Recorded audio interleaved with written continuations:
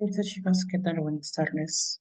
Vamos a comenzar con la clase del día de hoy con respecto a lo que es la parte de hematología. A ver, he mandado esta diapositiva por el grupo de WhatsApp. Ya vamos a utilizar esta diapositiva, ¿sí? Que es la diapositiva que se ha utilizado en lo que es el curso de clínicas, sobre todo en la parte hematológica. Y la voy a utilizar porque netamente es un resumen de todos los temas que abarcan la parte de hematología dentro de medicina interna 3. ¿Ok?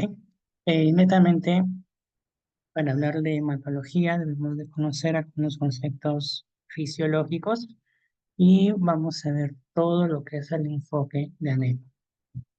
En esa diapositiva están las anemias más importantes, netamente. ¿Ya? Hay algunos puntos que lo vamos a ver si utilizando diapos de medicina interna 3. ¿Ya? Pero en este caso es más que nada para que se haga un poco más comprensible la parte de hematología. ¿Ok? Entonces vamos a comenzar con lo que es la parte de hematología. Vamos a ver primero lo que son bases en hematología. ¿Listo? Entonces, dentro de lo que son las bases, hay que recordar que toda la parte hematológica, es decir, todas las células que nosotros encontramos en la sangre, van a tener, y ese origen es la célula hematoide, es justamente el cual es la primera célula y es la célula que empieza a originar todo. Vamos a encontrar dos tipos o dos grupos que va a formar esta célula madre. La primera de ellas, ¿ya?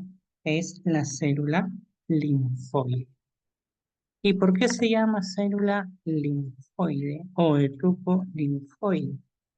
Que justamente esta célula viene a ser la denominada precursor común linfoide. ¿Por qué? Porque si nos damos cuenta, en este grupo es donde se empiezan a originar los linfocitos, ¿ok? Ya sean linfocitos T, linfocitos T4, T8 o el linfocito B, ¿no? Entonces, todo ese primer grupo sería el grupo linfoide, donde se originan los linfocitos. ¿Listo? El otro grupo que vamos a encontrar es el grupo mieloide. ¿Por qué el grupo mieloide? Aquí, por ejemplo, la formación de lo que son los hematíes, las plaquetas, los neutrófilos, los eosinófilos, vamos a vaso, hembra. ¿Ok? Entonces, un punto importante aquí. El conjunto de basófilos, neutrófilos y lo que son los eosinófilos son los denominados granulocitos. Entonces, a la formación de estos tres se le conoce como la poiesis. ¿Listo? Si ven un término por ahí que indica granulopoiesis, están hablando a la formación o cómo se origina los basófilos, los neutrófilos y los eosinófilos. El monocito va a estar solo, entonces a ello se le va a llamar topoiesis. ¿Listo? A lo que es la formación del monocito. ¿Cómo se llama la formación de linfocitos? Linfopoiesis. ¿Listo? La formación de los trombocitos, ¿ya? Recordar también, vamos a encontrar lo que son la formación de los trombocitos. Y tenemos a los trombocitos, vamos a ver que a ellos se le denomina trombopoiesis. Y los glóbulos rojos, o también llamados eritrocitos, eritrocitos, o dieces. ¿Listo? Entonces, de esa forma, nosotros tenemos lo que son este grupo en sí, ¿no? Cómo se empiezan a originar todas estas células. Recordando entonces que tenemos células madres, ¿no? Que es justamente donde se originan. Tenemos a las células precursoras y finalmente a las células maduras, ¿no? Las células maduras vienen a ser pues ya la parte final, un hematíe, una plaqueta, ¿no? Un neutrófilo, un autófago, un eosinófilo o un basófilo, ¿ok? Listo. Entonces, tenemos nosotros en cuenta que si hablamos nosotros de embriológica, recordar que hay tres zonas dentro de las cuales vamos a ver producción, ¿no? De todas estas células. Acá un punto importante, y me parece que lo vimos en parte de histología, si más no recuerdo. Por ejemplo, en los 4 meses, ¿ok? La mayor producción de células hematológicas se da a nivel del hígado y a nivel del vaso. A los 6 meses encontramos que la mayor cantidad de producción se da en la médula ósea. En los niños, comúnmente en los huesos largos. Es por ello que cuando nosotros queremos ver la cantidad de células, comúnmente lo que se realiza es un aspirado de tibia, porque justamente ahí es donde vamos a encontrar, ¿no? Justamente células sanguíneas. En los adultos, comúnmente en el esternón y en la cadera. ¿Ok? Recordar esos puntos. Entonces, principalmente vamos a ver orígenes, ¿no?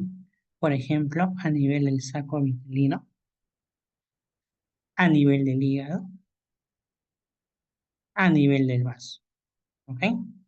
Hasta los 4 meses vamos a ver que es el punto medio donde encontramos hígado, vaso. Recuerda que el primer, o bueno, hasta los 2 meses por ahí saco vitelino, ¿no? Cuando hablamos ya de un niño, por ejemplo, la tibia, ¿no? Un huesito largo. Si hablamos de un adulto, principalmente esternón, los huesos de la cadera, ¿no? Vértebras, pelvis, costillas, pero en bajo porcentaje, ganglios linfáticos, bajo porcentaje, fémur, bajo porcentaje. Importante recordar esto. ¿Ok? Continuamos. Entonces, del eritrocito rojo, aquí tenemos sus dos vías. Entonces tenemos, ¿cuál es la forma del glóbulo rojo? No olvidar que tiene una forma bicóncava o bicóncava. ¿Ok? Es una célula bicóncava. ¿Listo? ¿Cuánto mide? Acá ustedes lo tienen. Este glóbulo rojo, ¿ok? Mide 2 micrómetros. ¿Por cuánto? Por 7,5. ¿Ok? Un punto importante. Va a presentar dos cadenas. ¿Ok? Va a presentar dos cadenas este glóbulo rojo. Entonces, o mejor dicho, dos grupos de cadenas. Dos cadenas alfa y dos cadenas beta. ¿Por qué es eso importante? Por ejemplo, ya que estos glóbulos rojos, a nivel de lo que es la membrana celular, vamos a ver que va a estar compuesto por banda de tipo 3. ¿Qué más vamos a encontrar en este caso? Vamos a encontrar a la famosa pirina y a la espectrina. ¿Ok? Entonces, si nosotros hablamos de un glóbulo rojo, tenemos que recordar lo que es parte de la membrana celular. Tres componentes a recordar. Primero, banda 3, segundo, anquilina, tercero, espectrin. ¿Ok? Ahora, eh, toda esta parte, ¿no? Va a permitir el paso del eritrocito. Recordando entonces que este eritrocito va a presentar su grupo hemo, ¿no? Donde encontramos a la protoporfirina, el fierro reducido, y tenemos antroporrobina, donde principalmente vamos a encontrar lo que es una cadena de aminoácidos. ¿Ok? Ahora, vamos a ver entonces aquí en esta imagen justamente las cadenas.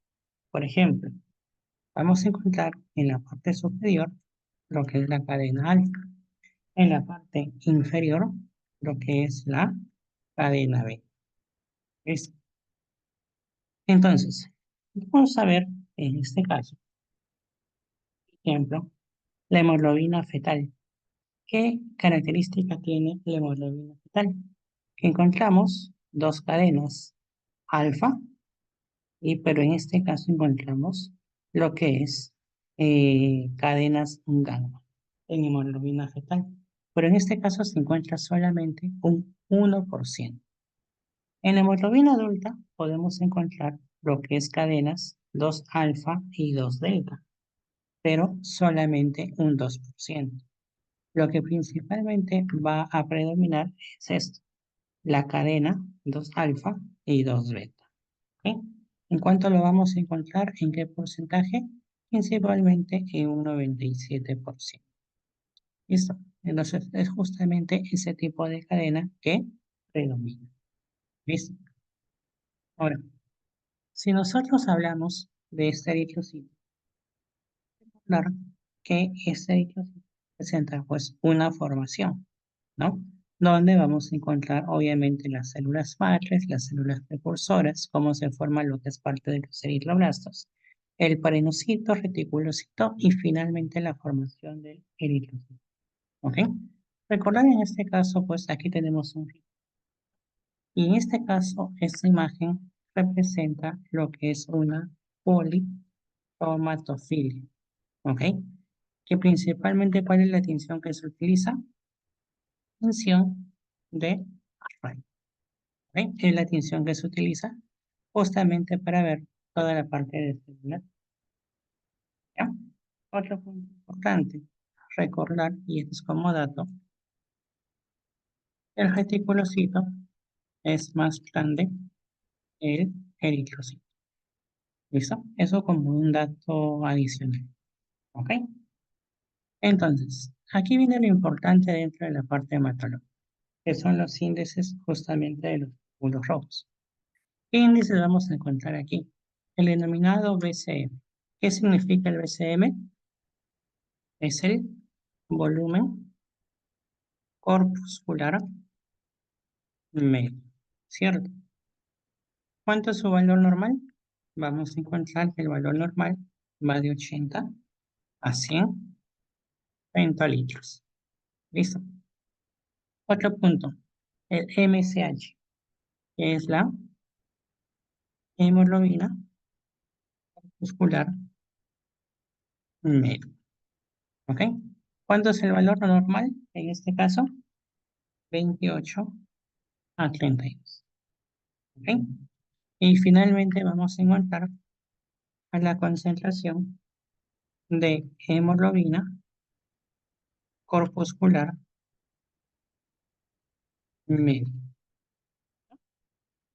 Eso es lo que significa. Concentración de hemoglobina corpuscular, ¿ok? Obviamente es una concentración que lo vamos a encontrar, pero por róbulo. Otro punto es este índice, el denominado índice de anisocitosis. ¿Ok? ¿Qué va a presentar o para qué nos ayuda este índice? Netamente lo que nos ayuda a ver es el tamaño de diferencias de glóbulos. ¿Ok? Para eso nos ayuda este índice de anisocitosis. ¿Ok? Entonces, este punto es importante recordar, ¿ok? Volumen corpuscular medio, la hemoglobina corpuscular medio. ¿Por qué? Porque a partir de este punto nosotros vamos a ver lo que son las partes de anemias. ¿Listo? Entonces, tenemos aquí lo que es el ciclo de vida de lo que es principalmente, ¿ya? Hay que recordar que este eritrocito pues tiene un tiempo de vida. ¿Cuánto es el tiempo de vida del eritrocito? Es de 120. Aquí la importancia de un órgano especial que viene a ser, que ayuda justamente de la emisión. ¿Listo? 120 días, recordar, ¿no? Y si hablamos nosotros de un niño, netamente recordar el huesito de la tibia, que es justamente donde encontramos una mayor formación de este tipo de. Otro punto importante es la curva de disociación. Vamos a encontrar dos tipos de curvas de disociación. ¿Ok?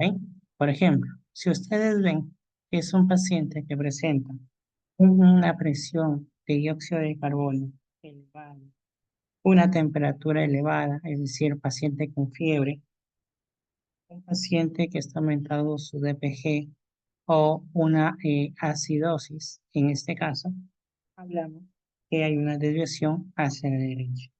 ¿Qué quiere decir? En este caso, que la hemoglobina está cediendo rápidamente oxígeno. No, principalmente lo que van a encontrar es esto, desviación hacia la derecha. Cuando hablamos de desviación a la izquierda, todo lo contrario. Disminución de la presión de dióxido, disminución de temperatura, disminución de la DPG y el aumento del pH. Ahí hablamos de una desviación hacia la izquierda. Listo, entonces, tomando en cuenta esos puntos, hablemos ahora de la anemia. Recuerden que la anemia, ¿no? Netamente aquí vamos a hablar de lo que son los valores de la hemoglobina. Un varón, netamente hablamos de anemia cuando tiene menos de 13 gramos por decilitro. Y en una mujer cuando es menor a 12. Y aquí un punto adicional, anemia en gestantes, cuando es menor, o mejor dicho, la hemoglobina, ¿no? La hemoglobina va a ser menor a 11 gramos por decilitro. ¿Listo? Entonces, en gestantes, tomar en cuenta ese valor. Una hemoglobina menor a 11. Entonces, aquí tenemos lo que es la hemoglobina, netamente, ¿ya? Recordar que por cada tramo de, o bueno, por cada tramo de hemoglobina, ¿no? Bueno, en sí, un tramo, ¿no? Vamos a encontrar lo que es hemoglobina por 100 miligramos. Recuerda que la hemoglobina siempre, ¿ya? Se va a medir en tramos por decilitro. Entonces vamos a encontrar tramos de hemoglobina por 100 mililitros. Es por eso justamente el valor, ¿no? Siempre vamos a encontrar que la parte de la hemoglobina se va a medir así, tramos por decilitro. Muy aparte tenemos el volumen de células empaquetadas. Y aquí lo que principalmente vamos a encontrar es el valor del hematocrito, el cual el valor es de 45%. ¿Ok? Un valor normal. Pero netamente vamos a ver, por ejemplo, que si hablamos nosotros de valores de hematocritos bajos, por ejemplo, ¿no? Podemos encontrarlo en casos de anemia. Otro punto, policitemia, ¿no? Son algunas irregularidades que podemos encontrar con hematocrito, ¿no? Bajo. Otro punto, en la deshidratación, ¿ya? En la deshidratación también podemos encontrar valores de hematocrito bajo. ¿Cómo hacemos nosotros el conteo de glóbulos rojos? Principalmente el conteo es por millones de células por unidad. ¿Listo? Entonces, aquí algunos síntomas importantes, ¿no? Por ejemplo, tenemos que si nosotros hablamos de anemia, el paciente va a presentar alteraciones, por ejemplo, a nivel de lo que es el sistema nervioso central. Entonces, el paciente va a presentar fatiga, cefalea, mareo, hipotimia. Afectación de ojos. Podemos encontrar los ojos amarillentos. Afectación mucotegumentaria, es decir, paciente con palidez y piel fría. Afectación cardiovascular. Paciente con hipotensión, palpitaciones, taquicardia, angina. Afectación musculoesquelética. Paciente con astenia, intolerancia al esfuerzo, ¿no? Y una afectación respiratoria donde los pacientes van a presentar disnea y taquimia. ¿Ok? Entonces, toda la parte de esta anemia se va a clasificar. Vamos a encontrar anemias macrocíticas, normocíticas y macrocíticas. Entonces, ¿cómo nosotros clasificamos este tipo de anemia? ¿Quién nos va a ayudar? Entonces, lo que se tienen que recordar es el volumen corpuscular medio. ¿Ok? El valor del volumen corpuscular medio les va a dar a ustedes la clasificación de qué anemia estamos. ¿Se acuerdan cuál era el valor de volumen corpuscular? De 80 a 100. ¿Listo? 80 a 100 pentolitros. ¿Listo? Ese es el valor normal. Entonces, cuando nosotros hablamos de una anemia microcítica, cuando el valor es menor a 80. Cuando hablamos de una anemia macrocítica, cuando el valor es mayor a 100 femtolitros. Y normocítica, obviamente, el valor normal, entre 80 y 100 femtolitros. ¿Ya? Entonces, hay que partir desde aquí. ¿Por qué? Porque en muchos casos les van a poner, ¿no? Lo que son los valores de laboratorio. ¿Listo? Entonces, con que ustedes recuerden el valor de volumen corpuscular medio, ¿no? Van a poder ustedes clasificar anemia microcítica, si es una anemia normocítica o si es una anemia macrocítica. ¿Ok? Ahora, vamos a ver también qué es el corregido. Es decir, muchas veces anemias en sí falsas, ¿no? Recordar pues que en estos casos es principalmente corregir, ¿no? Un recorregido, es decir, todo el paciente, ¿no? Multiplicado por el hematocrito del paciente dividido sobre el hematocrito. En este caso vamos a encontrar hematocritos, recordar que su valor normal, en este caso, va a ser de 45. ¿Ok? 45% es el valor normal dentro de los principalmente vamos a ver que en el caso de lo que son anemias, ¿ya? En el caso de hay un aumento falso, ¿ok? Aproximadamente un 5%, ¿ok? Entonces ahí es donde se realiza lo que es este recorrigido. Ahora, si encontramos, por ejemplo, ¿no? Un IPR menor de 2, se va a decir que estamos a lo que es una etiología arregenerativa. ¿Listo? Arregenerativa. Y si el IPR es mayor o igual a 2, se dice que es una regenerativa. ¿Qué quiere decir arregenerativa y regenerativa? Vamos a la siguiente diapositiva. Vamos a encontrar entonces dentro de toda la parte patológica la clasificación de regenerativas y regenerativas. La parte regenerativa es, por ejemplo, cuando a nivel de la médula ósea falta, por ejemplo, hierro. No hay hierro, falta vitamina B12 y falta ácido fólico. ¿Ok? Es una- ¿Ya? Otro punto, una aplasia. ¿Listo? Son esos puntos. Bueno, los voy a poner en mayúscula lo más importante. En la ósea ponemos, ¿listo? Ahí nosotros podemos hablar de una parte A regenerativa. ¿Listo? Y las anemias regenerativas principalmente es, por ejemplo, cuando encontramos una hemorragia. ¿Por qué? Porque en caso de hemorragia, lo que va a aumentar, aumenta los reticulocitos. ¿Y en qué otros casos? Hemólisis. ¿Qué pasa en hemólisis? Los glóbulos rojos. ¿Sí? ¿Ok? Esas son las dos etiologías en casos de anemias. ¿Ok? Entonces, si nosotros hablamos, miren, de un déficit de ácido fólico o de un déficit de vitamina B12, que es la cobalamina, ¿qué anemia sería? A regenerativa. Si es un déficit de hierro, que es la anemia sarcopénica, a regenerativa. Pero si hablamos ya de puntos o de anemias o de alguna enfermedad, por ejemplo, donde los glóbulos rojos empiezan a destruir, se rompen, es una hemólisis. Ahí hablamos de una etiopatologenia regenerativa. ¿Ok? Y en hemorragias, obviamente, regenerativa. ¿Ok? Esos son prácticamente los dos tipos etiopatogénicos que vamos a encontrar en casos de anemia.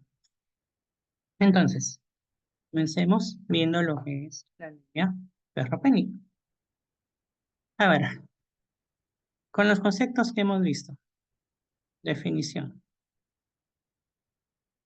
Lo que no podemos olvidar en una clasificación es, primero, si es microcítico, macrocítico o normocítico. Eso es lo primero que tienen que saber si hablan ustedes de una anemia. Y lo segundo, si es regenerativa o regenerativa. Entonces, la anemia ferropénica es una anemia, bueno, acá su mismo nombre lo dice, microcítica por deficiencia de hierro. Por ende, el concepto sería anemia microcítica y acá hace falta hierro.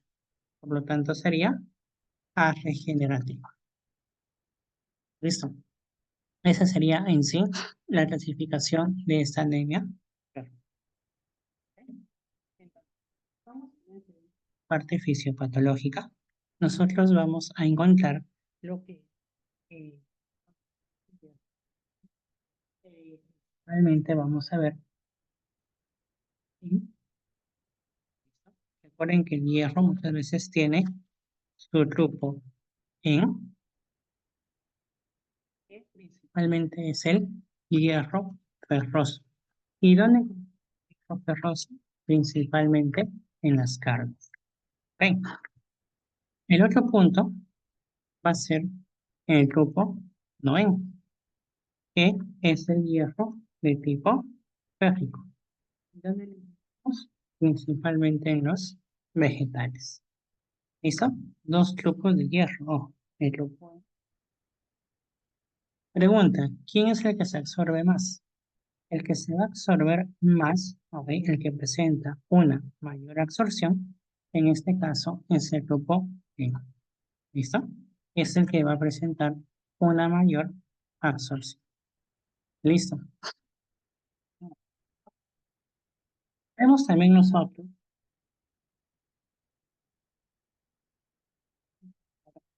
mayor depósito de hierro es a nivel de la E. La parte de la hierro. Como el hierro presente en hemoglobina. ¿Ok? Ese punto también es importante.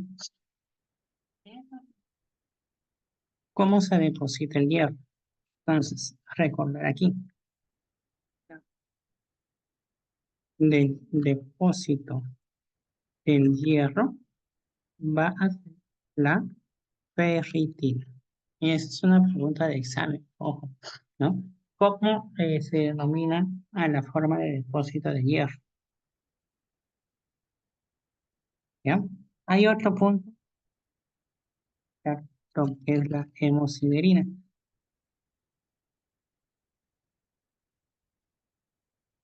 ¿Ok?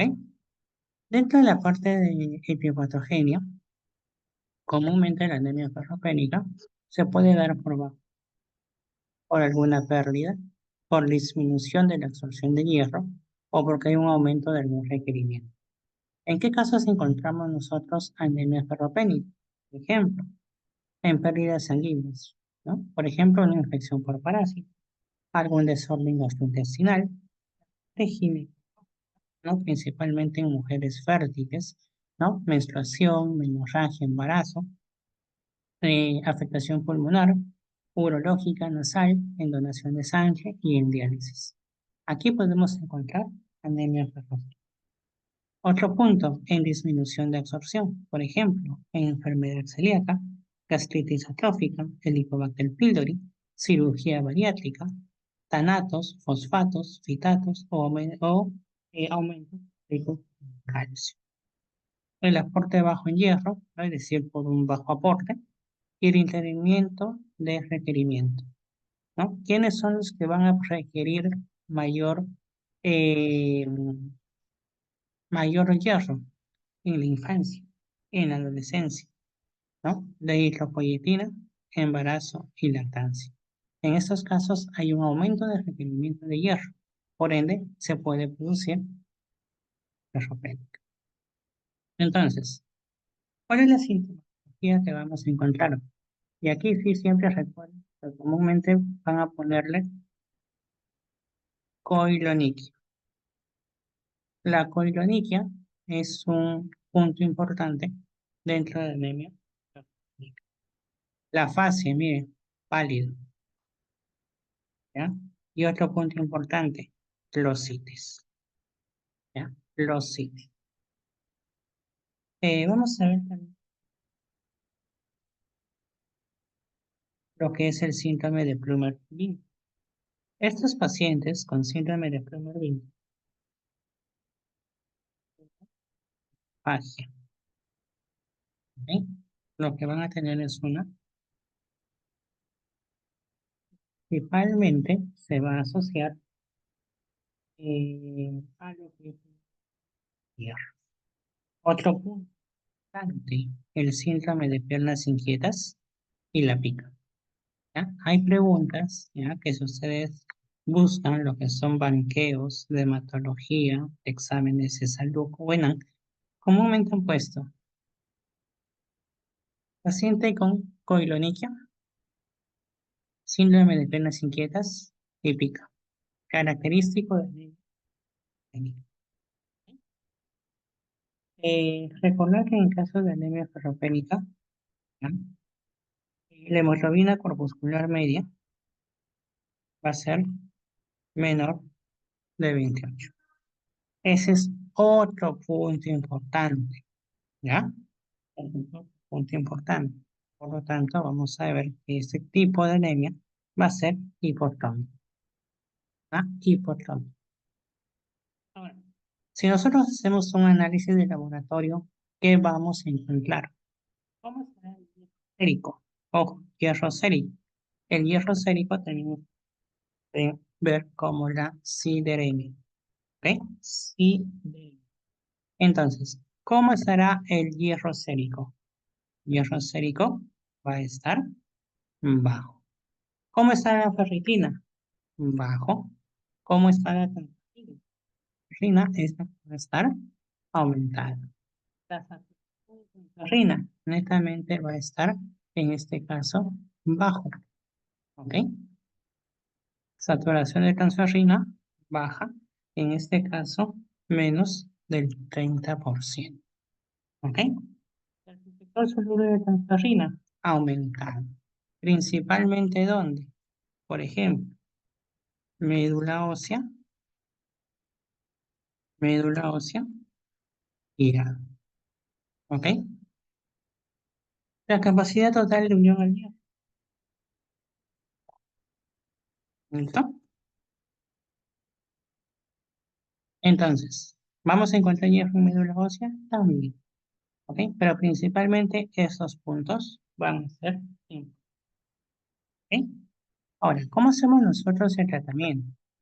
Tratamiento de una anemia ferropénica, lo primero que hacer es corregir la hemoglobina y obviamente proporcionar depósito de hierro.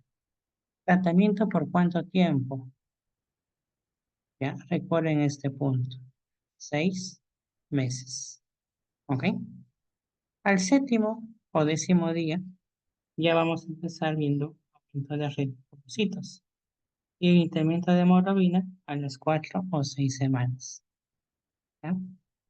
Es por ello que comúnmente ¿ya? El control, ¿no? No se da ni a la semana ni a las 2 semanas. Comúnmente el control se da al mes, porque recién al mes podemos empezar viendo aumento de hemoglobina. ¿Ok? Después de haber iniciado el tratamiento. ¿Ya? El tratamiento se va a dar en ayunas, 1 hora antes de antiácidos. Ojo, evitar cirugía bariátrica en enfermedad intestinal inflamatoria. No utilizar multivitamínicos. Y eso es importante. La dosis de hierro. Una tableta, 60 miligramos de hierro elemental, 3 veces al día. ¿Ok? Por lo menos, ¿no? Vamos a ver 150 a 200 miligramos. Muchas veces se recomienda que este hierro vaya administrado o coadministrado en conjunto con el ácido ascórbico. ¿Cuál es el ácido ascórbico? La vitamina C. ¿Listo? Entonces, principalmente ello es lo que tienen que conocer dentro de la parte de anemia ferropenía. ¿Ok?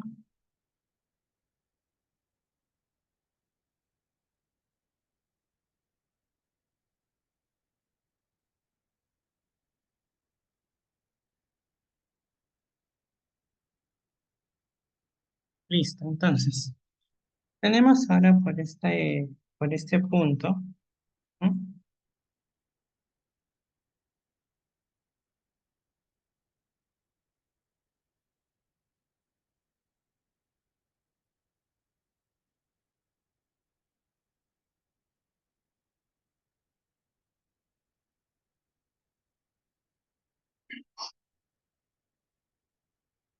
Listo, entonces tenemos ahora por este punto lo que son las anemias, pero ojo, anemias en enfermedades crónicas, ¿ok?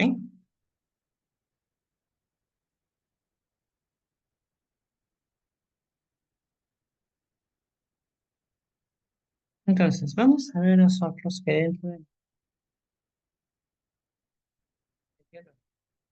Vamos a ver que es una anemia que va a estar asociadas a infección, asociadas a inflamación, neoplasias, traumas severos, diabetes tipo 2 y la activación inmunológica. ¿Cuál es la característica? Miren, es una anemia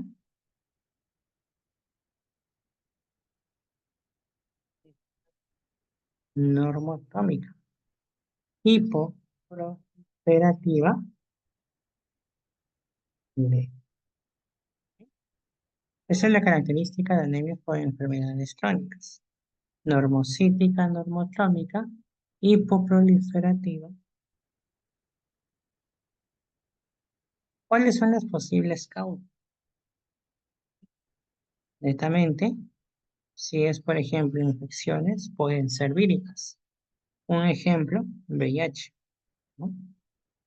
Bacterianas, parasitarias, fúngicas. El cáncer, que es netamente por el cual la mayoría de estos pacientes tienden a fallecer, ¿no? Y tumores sólidos. Y las enfermedades autoinmunes, por ejemplo, la artritis reumatoide, el lupus eritematoso sistémico o enfermedades del tejido conectivo. Hablamos de la artritis reumatoide, síndrome de Sjögren, esclerosis múltiple, por ejemplo, ¿no? Vasculitis, cirrosis y la enfermedad inflamatoria intestinal. ¿Cómo hacemos nosotros el diagnóstico? Miren, aquí tenemos toda la parte de laboratorio, ¿no? Netamente, ¿ok? El volumen corpuscular y la hemoglobina corpuscular media en casos de déficit de hierro están disminuidos. Pero miren la diferencia que pasa con anemia por trastornos crónicos. Puede estar normal o puede estar bajo. Es por ello que comúnmente se le conoce como anemias normocíticas. Ahora, lo que nosotros no podemos confundirnos es justamente de una anemia sarcopénica con una anemia por trastorno crónico. ¿Cómo nos vamos a dar cuenta, ¿no? O qué valores nos hacen dar cuenta que hablamos nosotros de una anemia por alguna enfermedad crónica? Lo primero que debemos de ver es ver la enfermedad de fondo, si el paciente presenta alguna enfermedad de fondo, ¿ok? Y luego vamos a ver que el déficit de hierro era microcítico, por ejemplo, ¿no? Microcítico, ¿no? Pero en el caso de anemias por trastornos crónicos es normocítico. Primera diferencia. La capacidad total de fijación del hierro disminuida en trastornos crónicos. Otro punto, la ferritina sérica, que puede estar normal o puede estar alto en una anemia por trastorno crónico. Y este punto, el depósito medular de hierro, que está presente en trastorno crónico. Entonces, este cuartito es principalmente para un diagnóstico diferencial. Ahora, otro punto, ya, ya. Y en el caso del tratamiento, el tratamiento netamente de una anemia por enfermedad crónica será pues estabilizar, pero la enfermedad de fondo. ¿Ok? No es un tratamiento directo a anemia, sino que si nosotros estabilizamos la posible causa, vamos a estabilizar también lo que es el valor de la hemoglobina. ¿Listo? Entonces, ahora tenemos lo que es la anemia megaloblástica. ¿Ok? En el caso de la anemia megaloblástica, ¿ya?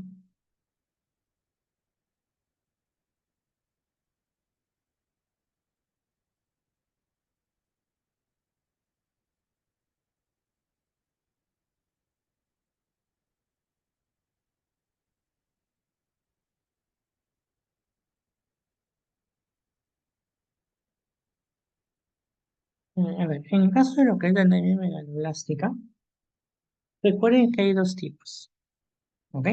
Eso es lo primero que deben de conocer. Podemos nosotros encontrar un déficit, por ejemplo, de lo que es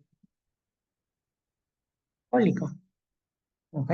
Entonces, recordar ácido fólico y vitamina B2, ¿ok? Entonces, esos son las dos o los dos tipos de anemia más característicos, ¿no? Anemia megaloblástica, ácido fólico. Ojo aquí, ¿cuánto será el volumen medio? Será mayor a 100, ¿ok? ¿Qué nos indica mayor a 100? Que es una anemia macrocítica, ¿ok? Entonces, desde este punto ya nosotros debemos ir diferenciando.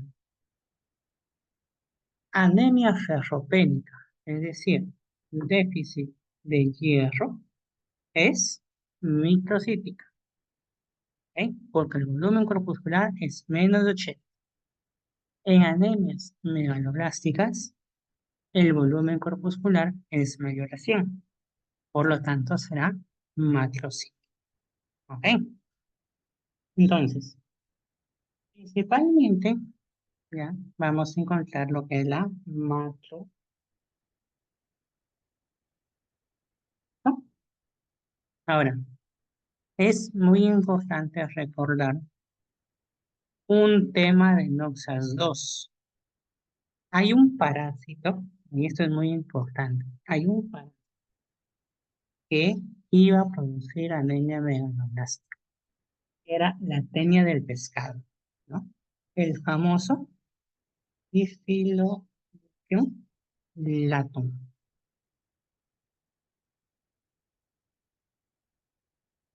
Latum. ¿Qué era lo que iba a causar? Anemia por parásitos. Es decir, déficit de vitamina B12. ¿Ya? No se olviden de este parásito, ¿ya? Que también es muy importante. ¿Ya? Difilobotium latum. Anemia por parásitos porque causa un déficit de vitamina B12. Otro punto. El ácido fólico, el ácido fólico, ¿dónde se absorbe? También puede ser esa una pregunta de eso. El ácido fólico se absorbe principalmente en el yeyuno y la cobalamina o vitamina B12 en el hígado. ¿Ya? Si hablamos un poquito de su absorción, ¿ya? Y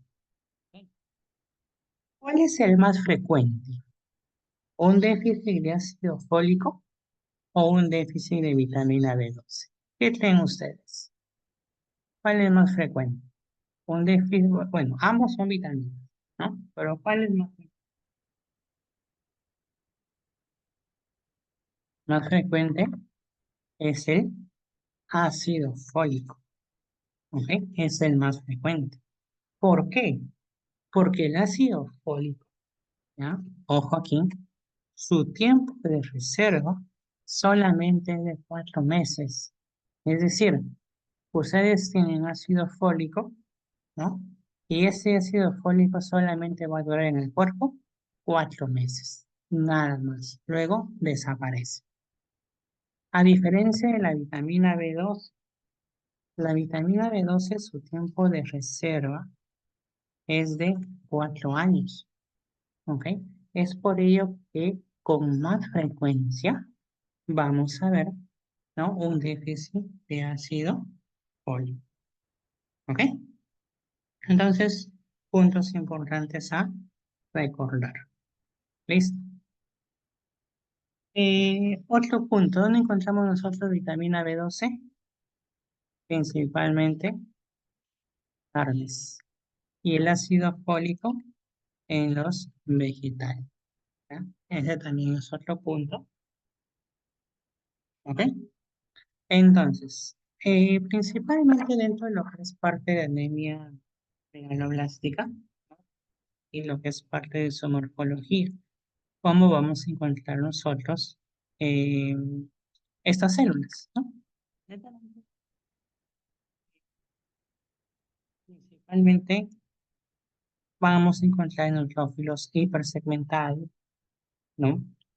Y lo que son algunas células también o plaquetas normales, ¿no? Principalmente las, ¿no? Los hipersegmentados, ¿ya? Es el punto importante si nosotros hablamos de anemia megaloblástica. ¿Ok? Laboratorio, ¿cómo lo vamos a encontrar? Hematocrito bajo, hemoglobina baja, volumen corpuscular alto. ¿Ok? Esos puntos.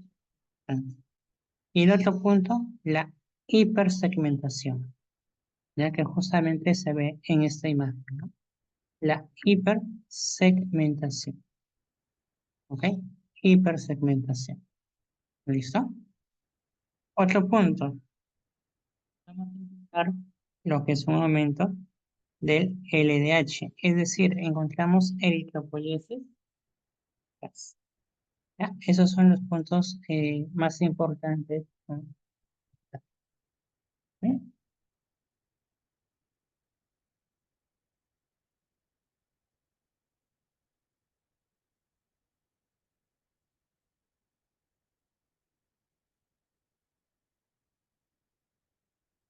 Vamos a ver, en el caso de lo que es la parte sintomatológica, vamos a encontrar obviamente un síndrome anémico con alteraciones epiteliales. ¿Qué vamos a encontrar en estos pacientes? La denominada rositis atrófica, ¿ya? Rositis atrófica es lo que vamos a encontrar en estos pacientes. Vamos a encontrar alteraciones principalmente en pacientes con deficiencia de vitamina B12. ¿Qué vamos a encontrar aquí? Por ejemplo, estos pacientes van a presentar una degeneración combinada subaguda. Eso es lo que vamos a encontrar en estos pacientes. ¿Qué significa ello? Que van a tener una alteración propioceptiva y a su vez una alteración de la sensibilidad. Esas son las alteraciones neurológicas.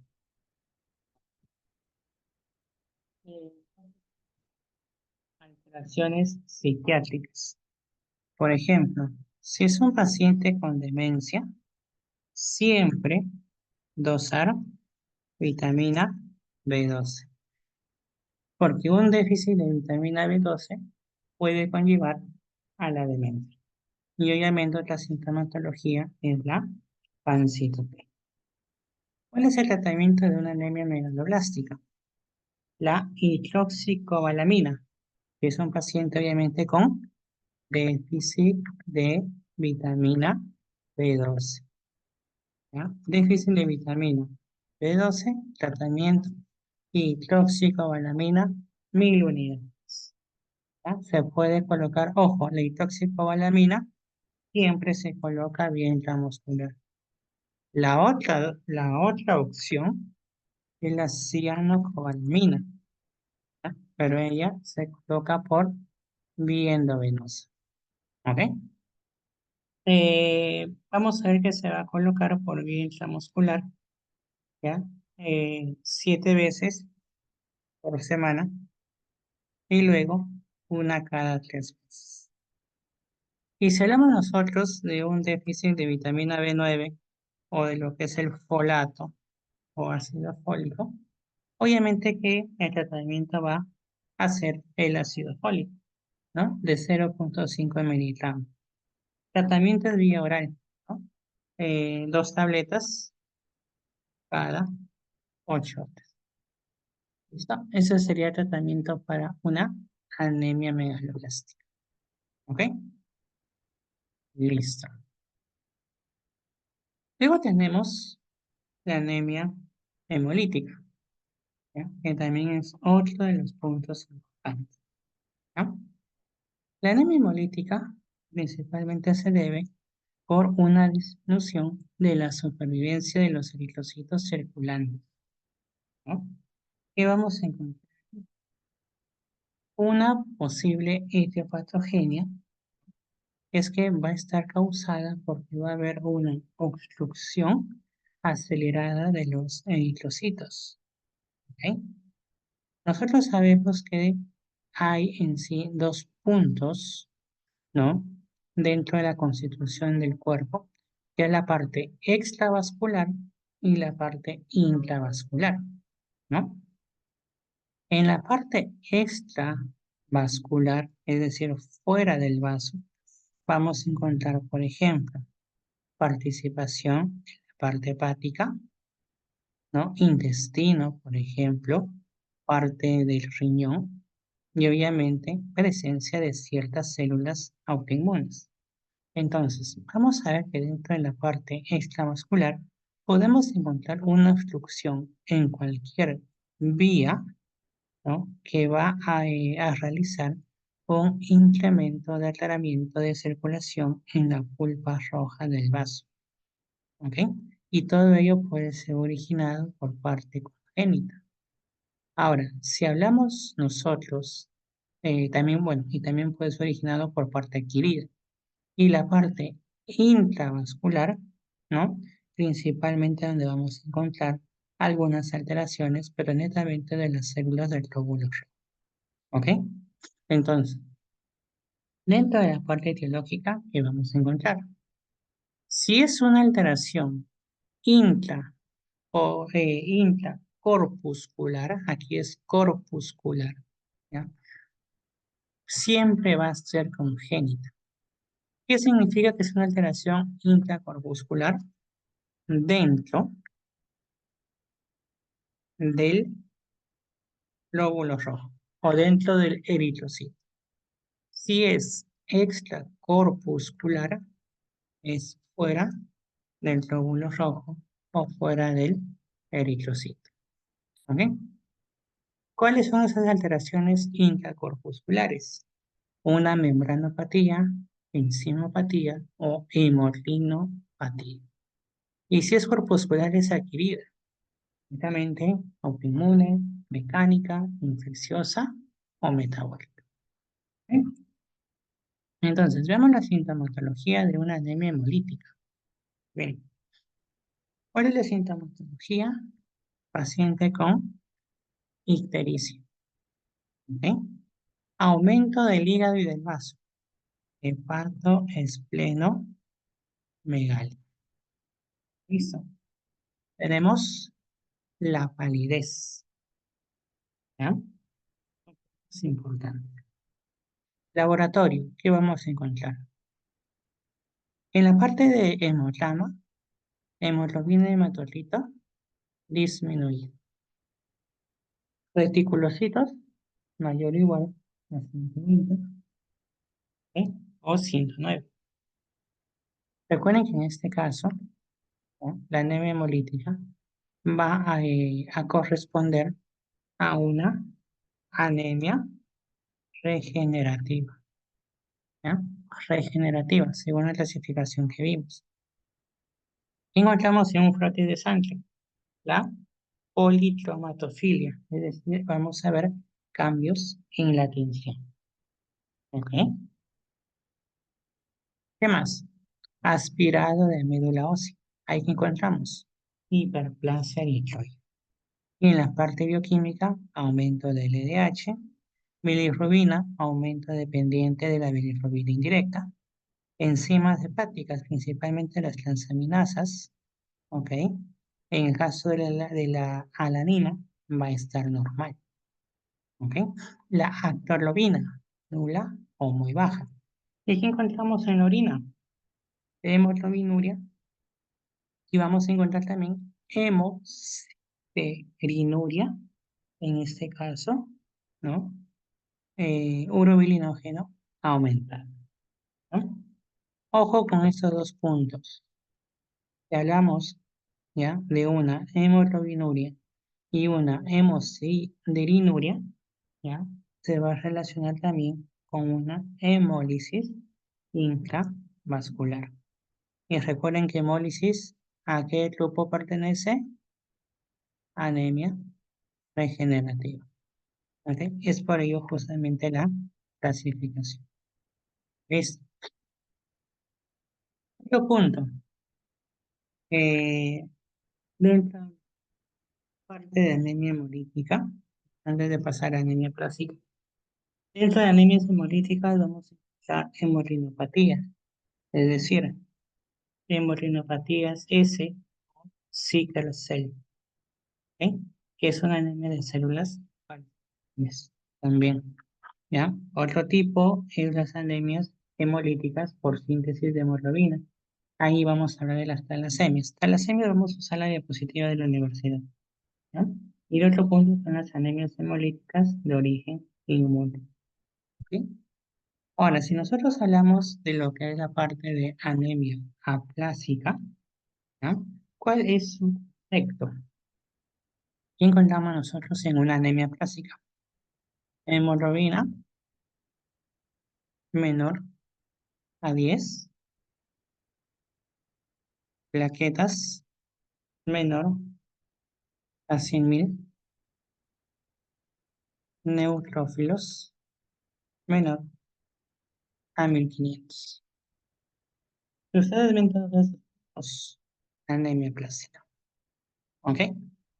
Hemoglobina en 8, plaquetas 50, 1000, neutrófilos 500. Ok, todo disminuido. Hemoglobinas, plaquetas, neutrófilos, anemia. Y netamente vamos a ver una pancitopenia, una retículo, vamos a encontrar reticulocitos, ¿no? Y ojo, en estos casos también es una anemia de tipo A regenerativa, ¿no?, que se puede clasificar en dos tipos: congénitas y adquiridas. La parte congénita principalmente vamos a encontrar la anemia de Fanconi. ¿Ok? Anemia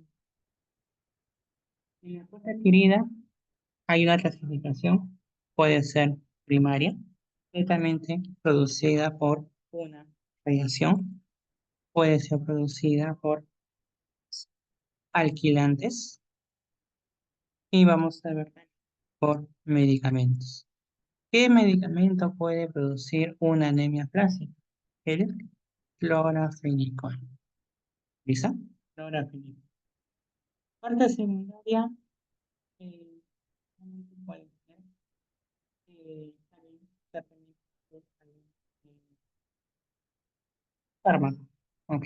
También, pero netamente recorre la parte primaria, ¿no? Que está dado por la infección y lo que es simérica.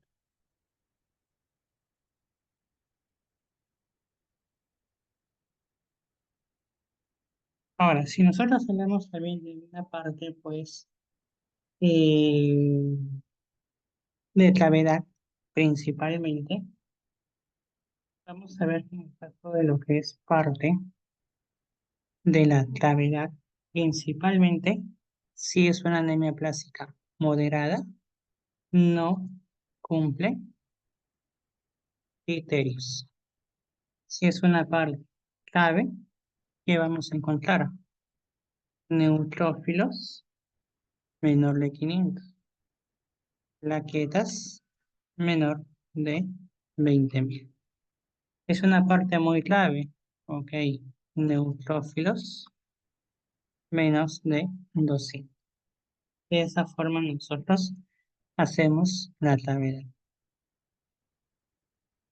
Dentro de lo que es parte,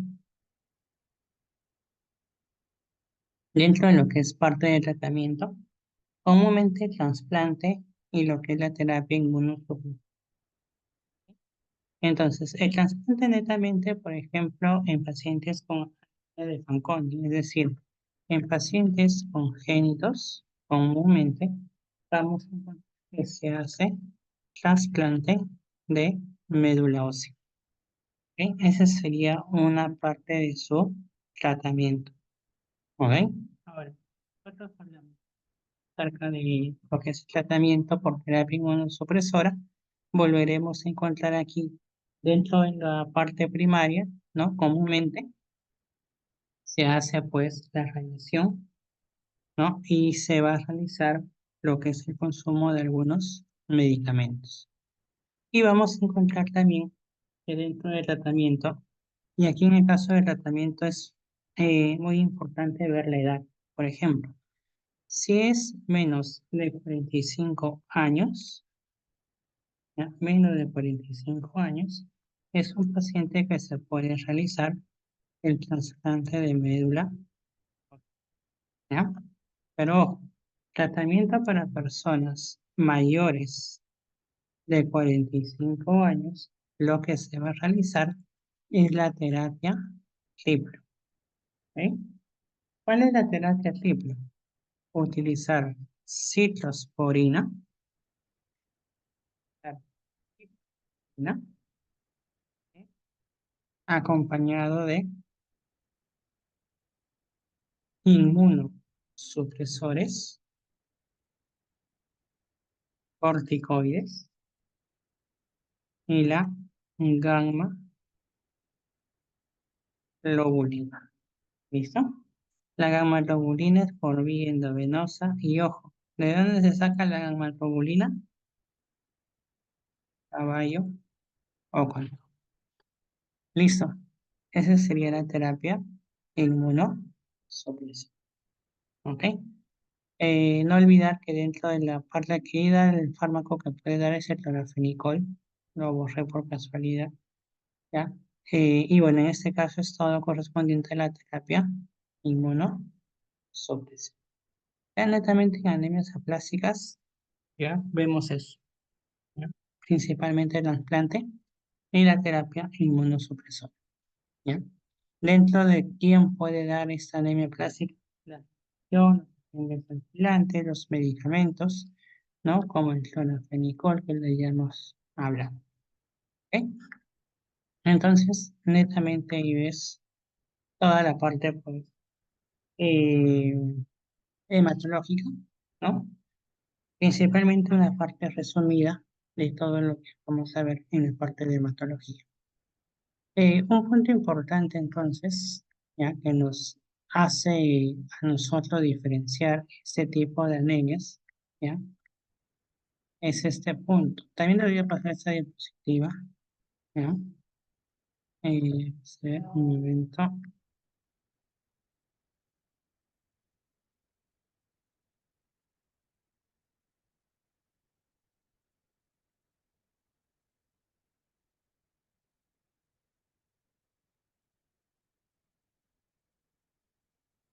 Este punto, ¿ok?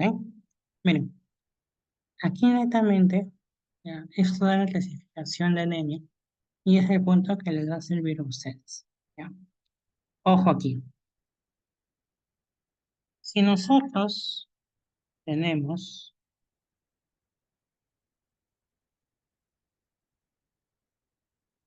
la parte de anemia, lo primero que tienen que ver ustedes es el tipo de anemia que vamos a encontrar. ¿Quién va a dar ese tipo de anemia? Volumen corpuscular medio. Nunca se olviden de ese valor, ¿ya? Porque para la parte de anemia lo van a utilizar, ¿ya? Si es normocítico, el volumen va a estar normal, 80 a 100 litros, ¿ya? Si es microcítico, menos de 80, ¿ok? Si hablamos menos de 80, tenemos anemia ferropénica. Tenemos las talasemias también y las anemias sideroblásticas. Y ya lo vamos a hablar luego. Pero también intoxicación por. Pero un punto importante que les va a venir en el examen. Hemoglobina corpuscular media menor a 27 o hasta menor a 28. Ello aclara el panorama de una anemia ferropénica. Si es anemia macrocítica, una sola opción. Anemia megaloblástica. Puede ser por déficit de B12 o B9, que sería la cobalamina y el folato. Podemos encontrar anemia perniciosa. Y obviamente también un tipo de anemia no megaloblástica. ¿Ok? Entonces, para ver si ha quedado clara esta parte, vamos a ver algunas preguntas. ¿Ok? Que netamente es de anemia. A ver.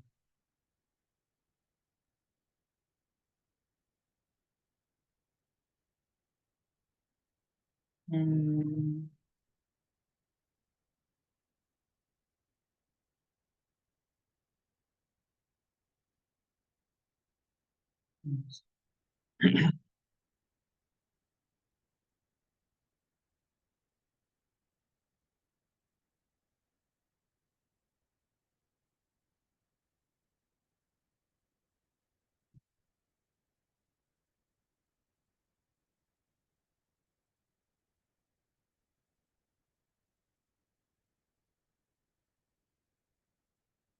Hicimos hemato, segunda semana.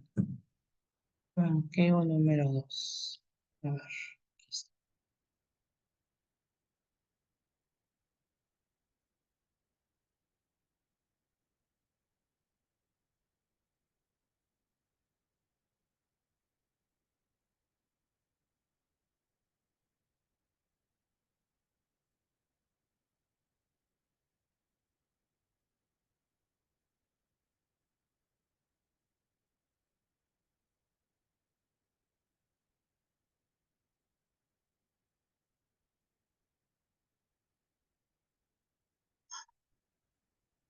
Listo. A ver.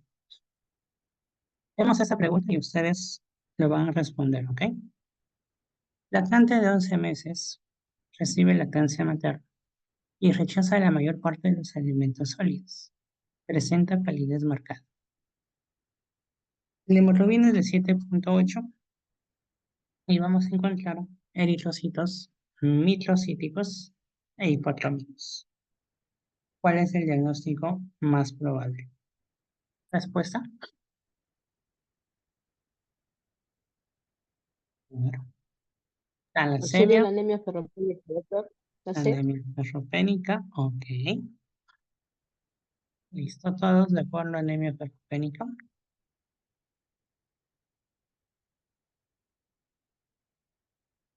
Sí. Entonces, veamos aquí. Dos puntos importantes que da esta pregunta, ¿ya? ¿Cuáles son esos dos puntos importantes? Sabemos que es una anemia, pero le están dando este punto. Es microcítico y es hipotrómico. Corresponde a anemia ferropénica. ¿Ok? Anemia ferropénica es justamente la respuesta. ¿Listo? Es por ello importante la clasificación. ¿Ya? Bueno, en este caso, recordar que eh, la deficiencia de hierro o de fierro no se va a relacionar directamente con el alcoholismo. ¿Ya? Hablemos de esta otra pregunta. Varón de 45 años. Es alcohólico crónico. Hace 6 meses presenta debilidad, parestesia de extremidades, disnea al esfuerzo. Al examen pálido, pérdida de la sensibilidad termolgésica. Está presentando cuadriparesias, ¿no? Espástica leve a predominio distal, con una hemoglobina en 7, volumen corpuscular medio en 120. ¿Cuál será el diagnóstico más probable? La D. Anemia sideroblástica. No es sideroblástica. Porque el volumen corpuscular medio está en más de 120 Ya, y tiene 7 de gramos sobre decilitros de hemoglobina. ya. Hemos hablado de la anemia sideroblástica, Ah, no, entonces déficit de vitamina B12. déficit de vitamina B12. ¿A qué grupo corresponde la vitamina B12? ¿Qué grupo de anemia? Era el Megalo, megaloblasto. megaloblástica. ¿Ok? Cuando nosotros tenemos, en este caso no están diciendo que es macrocítico, sino le dan el valor del volumen corpuscular medio, ¿no? Entonces, todo valor por encima de 100, anemia megaloblástica, ¿ok? Y solamente tienen dos alternativas, por así decirlo. O es déficit de B12 o es déficit de B9 o ácido fólico. Un punto importante aquí es que el paciente presenta parestesias, pérdida de sensibilidad termolgésica y presenta lo que es cuatriparesia espástica leve. Es decir, hay más una afectación, en este caso neurológica, ¿no? Y la parte neurológica es la que se va a relacionar mucho con lo que es la parte de déficit de vitamina B12. ¿Ok? Después entonces, déficit de B12. Siguiente. Mujer de 28 años, hace 2 meses presenta astenia, disfagia. Al examen, conjuntivas, pálidas, quilosis angular, glositis atrófica, coiloniquia. Volumen corpuscular medio, menos de 83. Hemoglobina corpuscular media, menos de 27. ¿Cuál es el tratamiento indicado?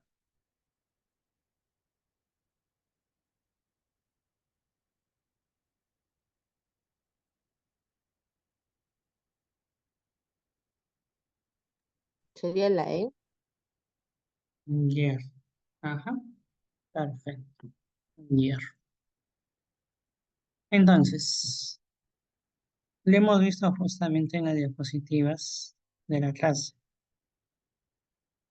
Principalmente cistitis atrófica o graniquia, ¿ok?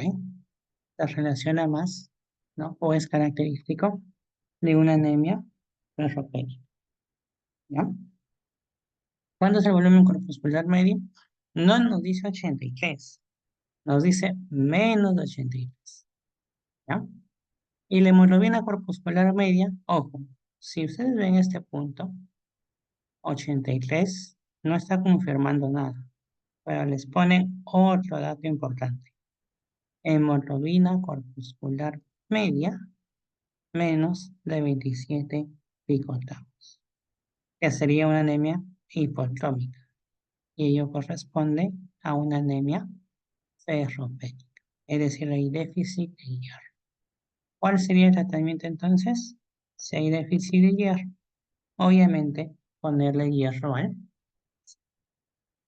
¿Listo? Entonces, estos puntos son importantes, ¿ya? En el caso de anemia, la clasificación siempre. Y obviamente que si ustedes se dan cuenta que si es un déficit, por ejemplo, de vitamina B12 que le dan, su vitamina B12, ¿no? Su hidroxicobalamina, su ciano, ¿ya? Los puntos que les he dado de cuál se pone por vía endovenosa, por vía intramuscular, no lo van a usar obviamente en lo que es parte del siglo, pero sí es importante para lo, por ejemplo, si buscan preguntas de NAMO de salud, esa pregunta viene, ¿no? ¿Por qué? Porque ya no les van a poner cuál sería el tratamiento, sino les van a poner el tratamiento ideal o correcto sería cianocobalamina por vía endovenosa tantas horas, o la hidroxicobalamina por vía intramuscular por tantas horas. Entonces, en esos casos sí tienen que saber cuál es la indicación correcta, ¿no? Pero para lo que haces por ahora de universidad, netamente conocer la mina, ¿ya? Como dato intramuscular, ¿ya? Y lo que tenemos. Y si es ácido fólico, vía oral, ¿no? Vía oral. ¿Listo?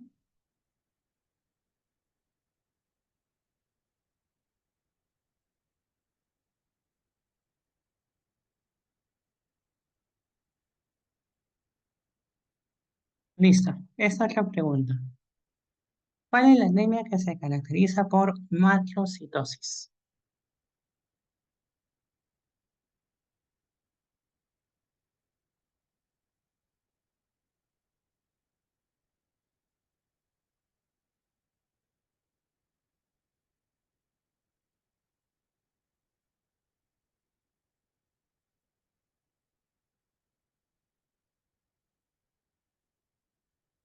La A sería. Megaloblástica, ¿no? Exacto. Toda anemia. Sí, ¿no? Una macrocitosis, es decir, volumen corpuscular medio mayor a 100, megaloblástica, ¿no? Y recordar siempre entonces los dos tipos, en este caso, ¿no? Hay dos tipos. El déficit de B12 o el déficit de B9, ¿ok? B9, listo. Listo. Megaloblástica. Ok, bueno, esas eran las únicas preguntas de dermato, de dermato, y ese es endocrino. Ok, listo, entonces, ¿hay alguna duda o consulta con lo que es parte de anemias? Doctor, sí tengo una duda. Había una de las diapositivas que proyectó usted y hablaba algo de, creo que era una característica de los glóbulos rojos, pero estaba dentro del petitorio de exámenes. No me acuerdo exactamente cómo se llamaba la palabra. A ver, vamos a ver. De esa diapositiva,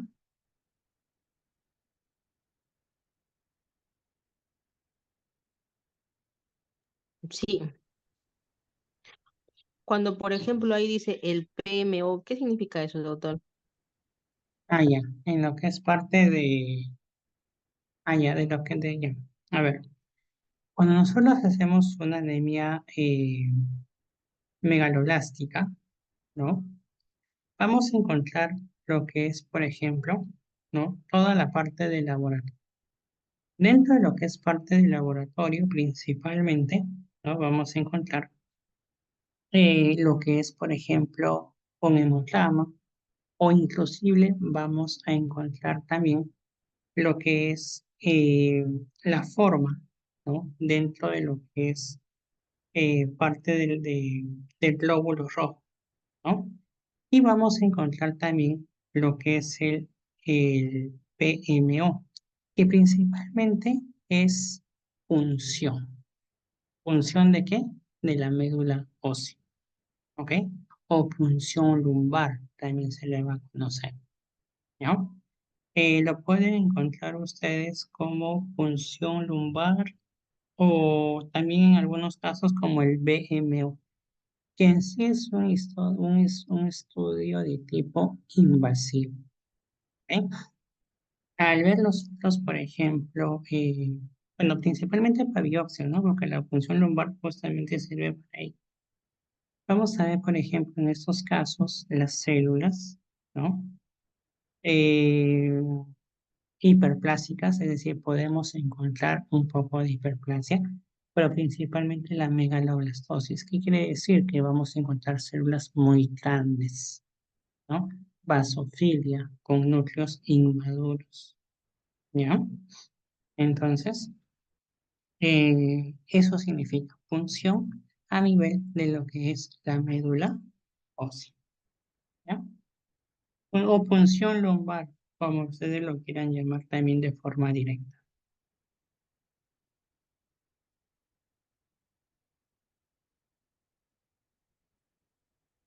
Ya, doctor, gracias.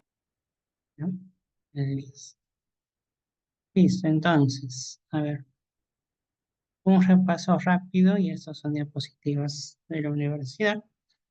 Hemos visto prácticamente todo el resumen ya de todas las anemias, ¿ok? Es lo más importante que ustedes deberían de conocer. Entonces, varones menos de 13, mujeres menos de 12, casos de embarazo, ¿ok? Esto justamente lo había descrito en la primera parte. Eh, este es un punto, es decir, todos los pacientes con anemia, muy aparte de presentar una clasificación,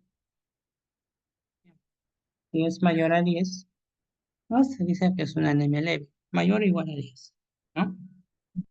Si tiene un rango de 7 a 10, comúnmente es de 7 a 10, moderada, y si es menor a 7, es severa, ¿no? Si nosotros queremos hablar un poco acerca de una clasificación de la anemia, ¿ok?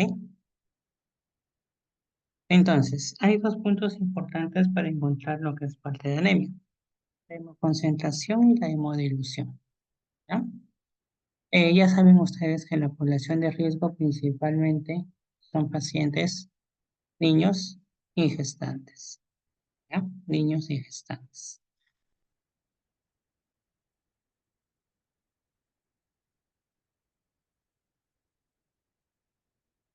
Si nosotros hacemos una anamnesis a un paciente, ¿no? Que se esté sospechando de anemia, tenemos que ver si es un paciente que está teniendo pérdidas hemáticas, ¿no? Alguna hemorragia, por ejemplo, o si consume algún fármaco, ¿no? Si consume alcohol. La dieta. ¿Por qué es importante la dieta? Hemos visto, por ejemplo, que en la parte de hierro, ¿no? Recuerden que hay dos grupos, ¿no? Y lo que es parte Y para del el hierro férrico, ¿no? La parte de... Y algunos pacientes que son vegetarianos, por ejemplo, no te comen nada de carne. ¿Y qué es lo común encontrar allí? Anemia ferropénica. ¿Por qué? Porque tienen hierro, sí. El hierro no en o no hemo, en algunos casos lo conocen, ¿no? Y el hierro en, ¿dónde queda? No tiene. ¿Dónde encontramos? ¿Ven? Y es justamente el hierro que más se absorbe, ¿no? Lo encontramos en los pacientes, ¿no? Que no consumen carne, porque el hierro justamente está en las carnes, ¿no? Entonces, este es un punto importante y la anamnesis va por ahí. Infecciones que hemos visto, enfermedades subyacentes, ¿no?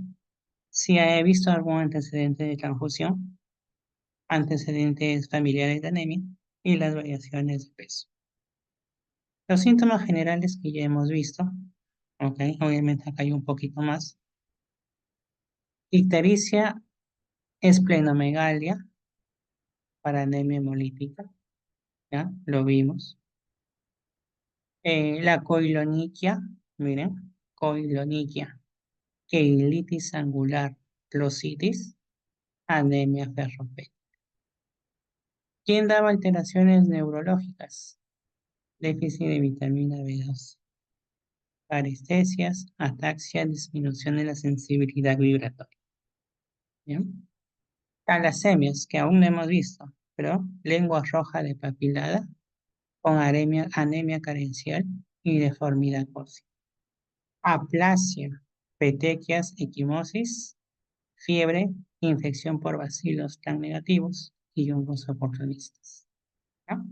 Entonces, miren, eso es prácticamente un resumen de todo lo que prácticamente ya hemos visto. ¿Ok? Coiloniquia, ya de frente, ¿no? Anemia ferropénica. Si ven alteración neurológica, vitamina B2. ¿Ok?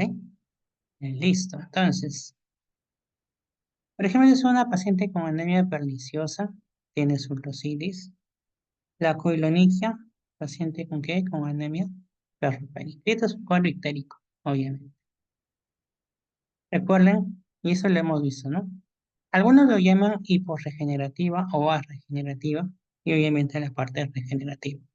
La forma de inicio aguda o crónica y todo lo que hemos visto. Microcítica, normocítica, macrocítica. ¿Ok? Estos valores ya los hemos visto. Miren, volumen corpuscular medio, la hemoglobina corpuscular media y lo que es el CHCM, que es la cantidad de hemoglobina en todos los glóbulos rojos. ¿Por qué no lo hablé en la diapositiva anterior? Porque netamente no nos ayuda mucho para ver anemia. ¿Ya? Pero sí tiene un rango. Valor normal 31 a 36. Pero si se dan cuenta, no nos ayuda. Importante estos dos. Pero principalmente volumen corpuscular medio, que es justamente el que nos ayuda a dividir, ¿no? O a clasificar la anemia. ¿Ok? Esos son algunos recuentos ya dentro de la parte de hemotrama, ¿no? Que comúnmente no vienen en los exámenes, ¿ya? Y por ejemplo, en lo que es parte de un hemotrama, ¿no? Es importante siempre observar, ¿ya? Siempre primero hemoglobina, bajo. Volumen corpuscular medio, bajo. Hemoglobina corpuscular media, bajo. Diagnóstico, anemia ferropénica. ¿Ok? Miren, BCM y la hemoglobina. BCM menos de 80, microcítico. Hemoglobina corpuscular media, menos de 27, se relacionaba a anemia ferropénica. ¿Ok? Entonces aquí vemos justamente anemia ferropénica. ¿En qué casos podemos encontrar anemia ferropénica? Trombocitopenia inmunoprimaria, síndrome mielodisplásico, púrpura trombocitopénica trombótica. Y lo vamos a ver también, ¿no? PTI. ¿Ok? Eh, bueno, en este caso son algunas clasificaciones que ya hemos visto. Macrocíticas, principalmente recuerden, déficit de B2 y ácido fólico. Microcíticas, la ferropénica. La talasemia también lo podemos encontrar ahí. Y las normocíticas, que principalmente son enfermedades crónicas. Ojo, si bien ustedes un casito clínico que son pacientes, por ejemplo, con lupus eritematoso sistémico, presenta una enfermedad autoinmune, ¿no? Les dan su resultado, está con anemia, ¿ok? Pero presenta un volumen corpuscular normal, eso es normocíclico. ¿Y la anemia? Sí, pero es normocítico. ¿Por qué? Por enfermedad crónica. ¿Listo? Es importante siempre en todo estudio de anemia la anamnesis, las preguntas, revisar al paciente con toda la exploración y el estudio analítico inicial. ¿Ok? Bueno, esto es lo mismo que ya hemos visto, ¿no? Siempre analicen volumen corpuscular medio. Siempre, ¿no? Si es una anemia microcítica, tienen que ver el valor de hierro. Si obviamente está bajo, perfecto. ¿No? Netamente lo que tienen que acordarse. Pero ojo, si el hierro está bajo, pero vemos que es una parte normocítica, también se puede relacionar con anemia de enfermedades crónicas. ¿Ya? Y acá tenemos la anemia sideroblástica y las talasemias que ya lo vamos a hablar luego.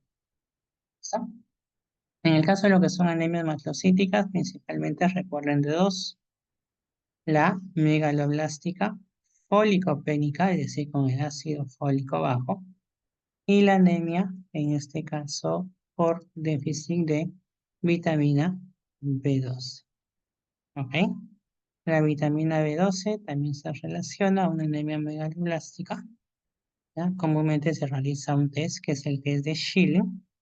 Si sale normal es porque son problemas ya, más que nada, dietético, vegetarianismo. Es un paciente que consume puros vegetales. Pero si este test de Schilling sale anormal es porque ya puede haber también otros tipos de anemia, o ya también encontramos un síndrome de mala absorción. Recuerden que lo mencioné en la diapositiva también. Las anemias megaloblásticas principalmente van a tener puntos de localizaciones de absorción, ¿no? Según, por ejemplo, la anemia megaloblástica, absorción en hilio, la de ácido fólico, ¿no? Vitamina ácido fólico en el yeyuno, ¿ya? Esta es la normocítica, que principalmente se relaciona con anemias hemolíticas, ¿ya? Pero tiene su punto de enfermedades autoinmunes, ¿ya? Y bueno, luego viene la aplasia, que muchas veces se utiliza pues la parte de punción lumbar con biopsias de médula ósea. ¿Se utiliza aspirado? Sí, pero netamente para ver tipo de anemia y la causa que la produce, siempre y cuando sean pues anemias que aún no se han podido clasificar en un paciente.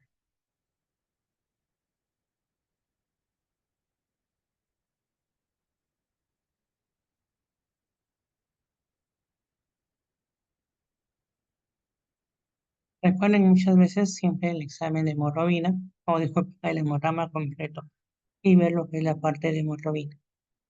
¿Ok? Entonces, a ver, ¿qué tipo de anemia tiene el paciente?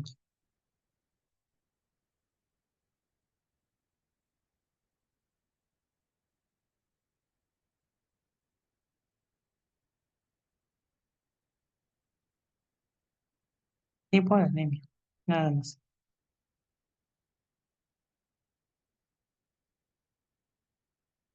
Mm. Bueno, como ahí dice 100, yo diría que es normocítica, porque de 80 a 100 es normo. No dice Ujú. mayor a 100. Ya, una anemia normocítica. Ujú. ¿Y qué tipo de anemia sería? Las normocíticas pueden ser por enfermedades crónicas. Ya, la anemia hemolítica más que nada, ¿no? Una anemia hemolítica causada por alguna enfermedad crónica. Ok, listo. Entonces, netamente, ¿no? Ese diapositivo es algo general. Veamos entonces ahora esto.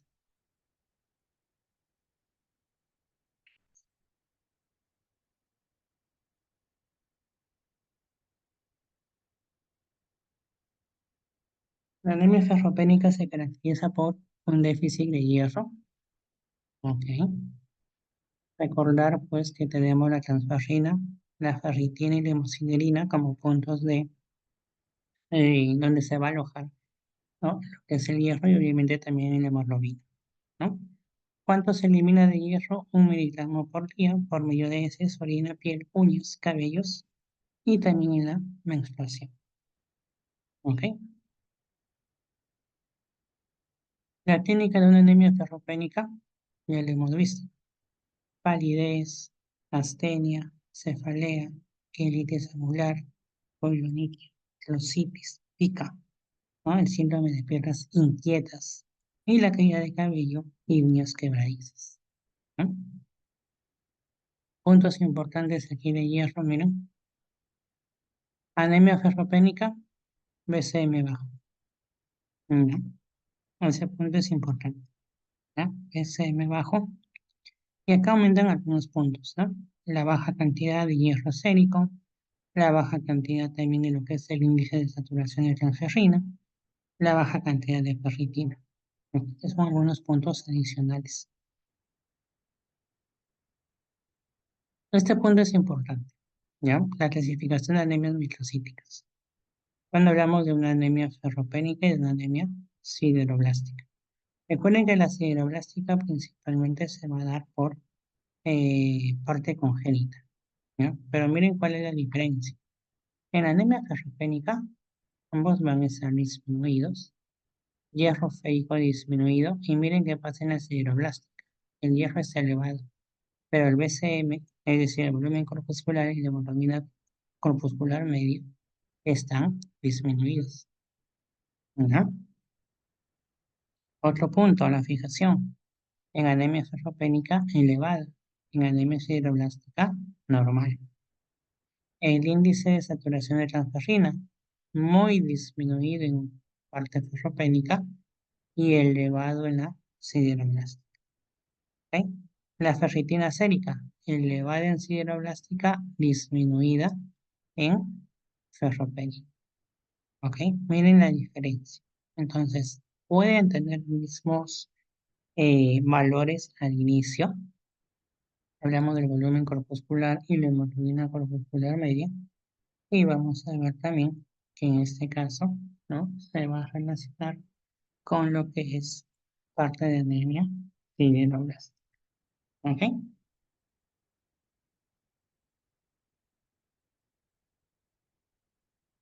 Listo. Recuerden que siempre para el tratamiento se tiene que buscar la causa, ¿no? Y ojo, puede ser por vía oral o por vía endovenosa.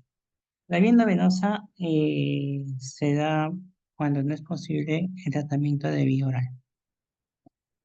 Entonces, comúnmente es el tratamiento del hierro oral, ¿ya? Pero ojo, muchas veces los pacientes pueden presentar náuseas, vómitos, estreñimiento, dolor abdominal. El parenteral también hay dos tipos, hierro carboximaltosa y hierro sacarato, ¿ya? Entonces, este punto es importante. La anemia ferropénica, microcítica, hipotrómica, regenerativa. La anemia ferropénica es la más frecuente. En varones, ¿qué es lo más frecuente? Sangrado digestivo. Mujeres, pérdida menstrual. ¿Dónde se produce la absorción de hierro? Duodeno y ayuno próximo.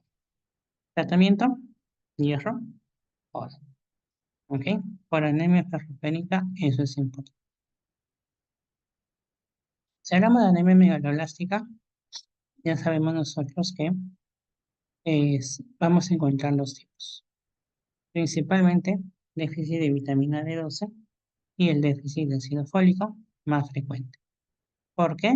Por el tiempo de, lo habíamos mencionado en lo que era la clase, quien tiene mayor tiempo, en este caso de reserva, lo que es la vitamina D12, ¿no? 4 años. El folato, 4 meses, ¿no?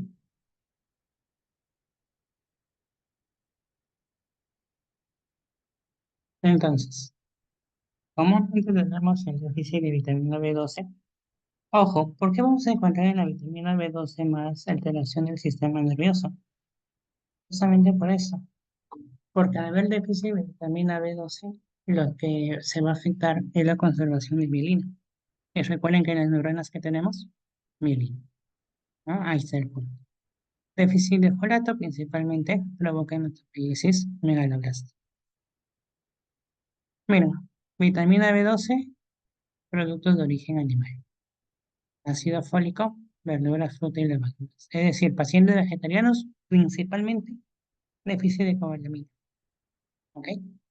Lugares de absorción, no se olviden, B12 hilio, ácido fólico, duodeno y ayuno, principalmente y ¿no? Algunas causas, tanto de vitamina B12 como de folato. Y aquí el otro punto, la anemia perniciosa, también conocida como la anemia de Addison-Birmer. Se causa por déficit de B12. ¿Ok? Es decir, la anemia perniciosa va a ser lo mismo que un déficit de vitamina B12, pero se va a asociar a una comorbilidad, un trastorno inmune, tiroiditis, diabetes, vitiligo o un adenocarcinoma gástrico. ¿Ok? ¿Cuál es la clínica? Rositis de Hunter, somnolencia, malabsorción, alteración neurológica y alteración psiquiátrica. Lo mismo, ¿no? Es lo mismo, tanto sus alteraciones neurológicas como psiquiátricas. Todo es lo mismo, no cambia nada, ¿ya? Miren, no cambia nada, ¿ok?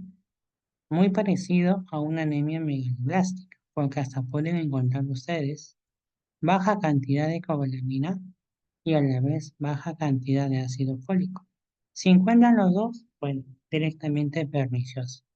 Pero muchas veces se pueden confundir porque comúnmente vamos a encontrar solamente cobalamina baja, ¿ya? Pero, ¿cuál es lo importante? ¿Cuál es lo importante en estos casos? ¿No? En casos de anemias tanto megaloblásticas, ¿no? Por ejemplo, si hablamos nosotros de una deficiencia de vitamina B, comúnmente lo que se disminuye es solamente la B2. En folato o deficiencia de folato, la vitamina B12 no está normal. Lo que aquí se disminuye es el folato sérico y el folato eritrocitario, ¿no? Ahora, si nosotros hablamos de lo que es parte de anemias perniciosas, principalmente tenemos que buscar detección de autoanticuerpos. ¿Ok? ¿Por qué autoanticuerpos? Porque vamos a ver que se da de una forma secundaria. Tratamiento, déficit de cobalamina, ya lo hemos visto, la hidroxicobalamina vía intramuscular, el ácido fólico vía oral, ¿no?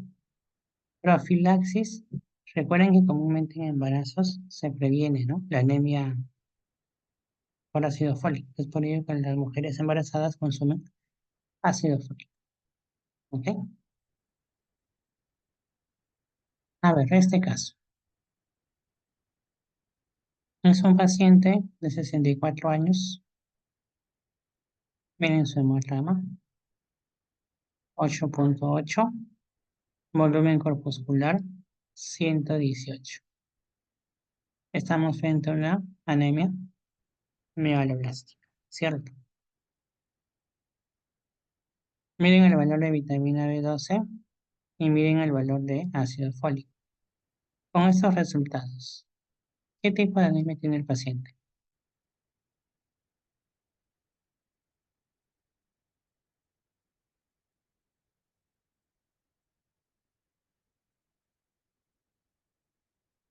¿Qué tipo de anemia tiene el paciente?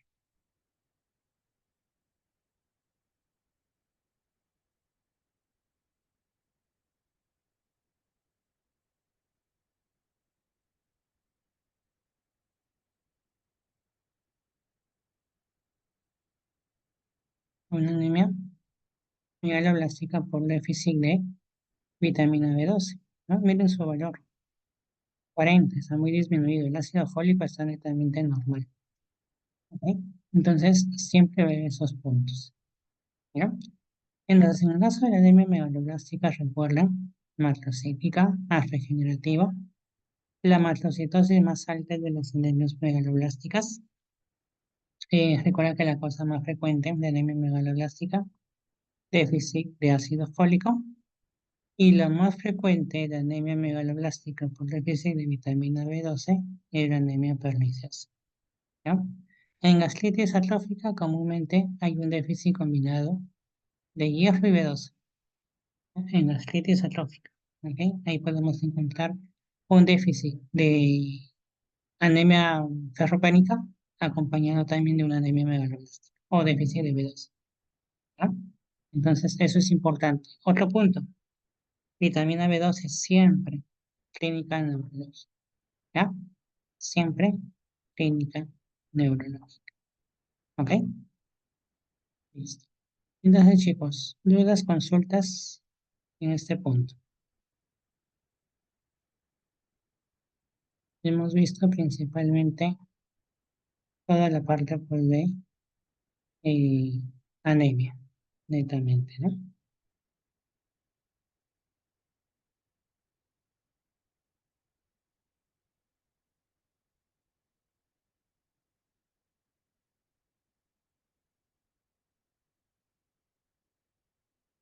Entonces, para culminar, tenemos la anemia hemolítica, ¿no? Recuerden que la anemia hemolítica puede ser congénita o adquirida, ¿ok? Es decir, puede haber parte de herencia, como no. En el caso de lo que es síndrome hemolítico, ¿no? Principalmente ver las manifestaciones clínicas, la anemia, la ictericia, la esplenomegalia, ¿ok? Que es muy común, ¿ya? Es muy grave. Entonces, dentro de la anemia hemolítica lo que vamos a encontrar son las membranopatías, esferocitosis hereditaria, electrocitosis hereditaria y la estomatosis hereditaria.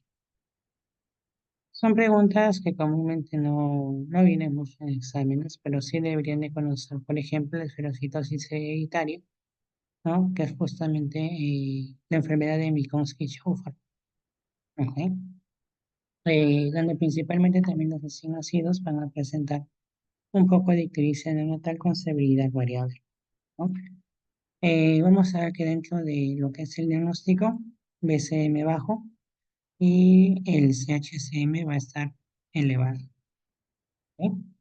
Comúnmente se utiliza como diagnósticos diferenciales también, ¿no?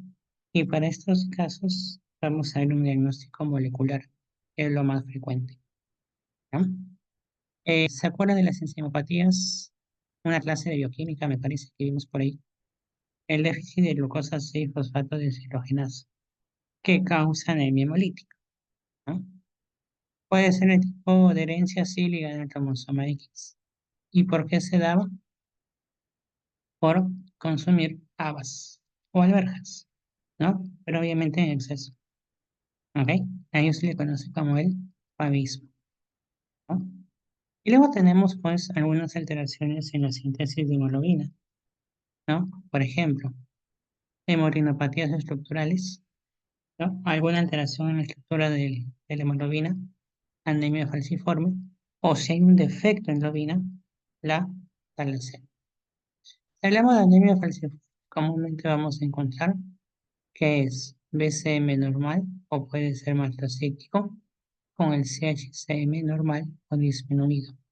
Pero ojo aquí, entra a tallar lo que es mayor a 10% de trepanocitos. ¿Ok? Tratamiento, transfusión, es lo más importante. Si hay dolor, ojo, este punto de lo que es parte de anemia falciforme, es diferente porque los pacientes presentan dolor. Y estos pacientes comúnmente van a consumir lo que son analgésicos, ¿no? En el caso de la talasemia, dos puntos importantes, y aquí las cadenas que vimos justamente al principio, pero se relacionan con esos dos puntos. ictericia, esplenomegalia. ¿Ok? ¿Cómo hacemos el diagnóstico? Principalmente vamos a ver, ¿no? Eh, algunos aspirados, ¿ok? Por ejemplo, tinciones o punción lumbar también a nivel de la médula ósea. En algunos casos, electroforesis y la biología molecular.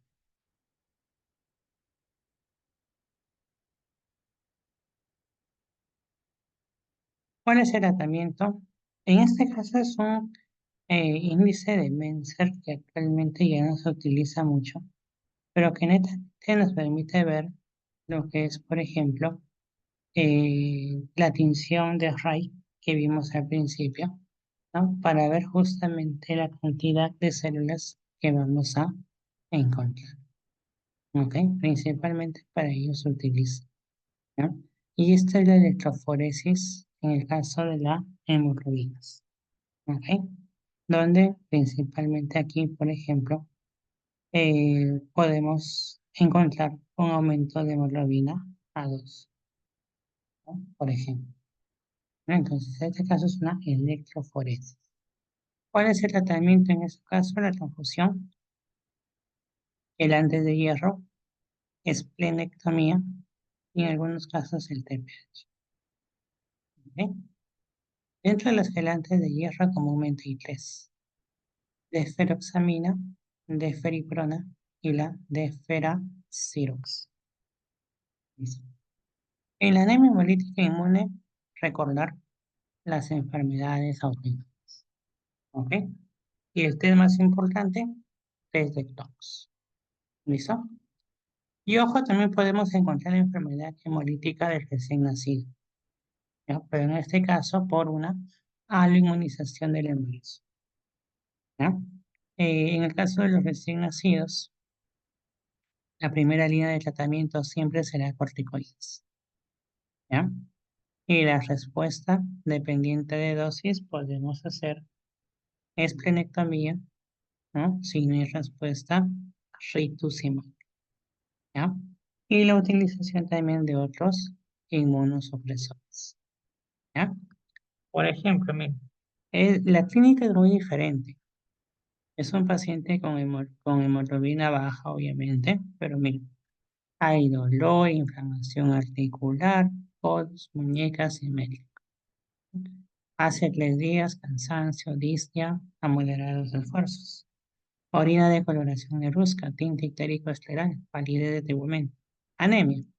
Pero miren la importancia del dolor, que si vemos una anemia ferropénica, si vemos una anemia megaloblástica, no sé. Entonces, una anemia hemolítica, seguramente paciente con una parte de autoinmunidad. ¿Ok? Netamente. ¿Ya? Entonces, siempre en anemia hemolítica hay una triada en hemólisis.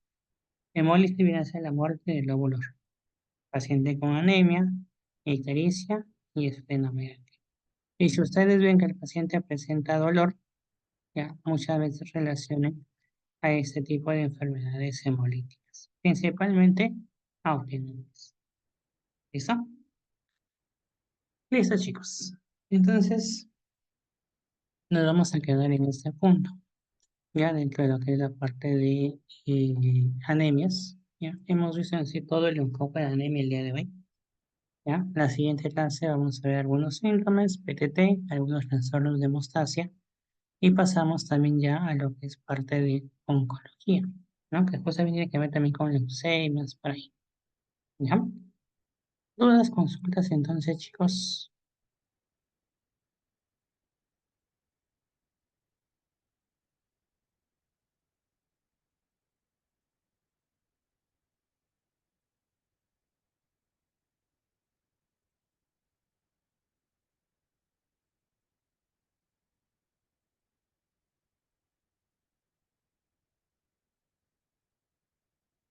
Ninguno, todo claro.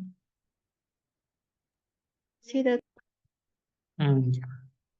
Listo, chicos, entonces ya nos estamos viendo el día martes, ¿no?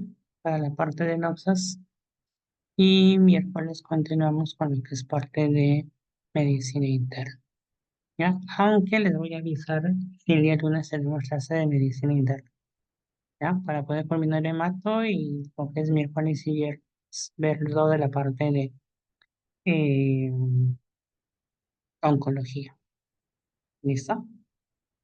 Listo, chicos, nos estamos viendo entonces en la siguiente clase. ¿Ok? Cuídense. Buenas tardes.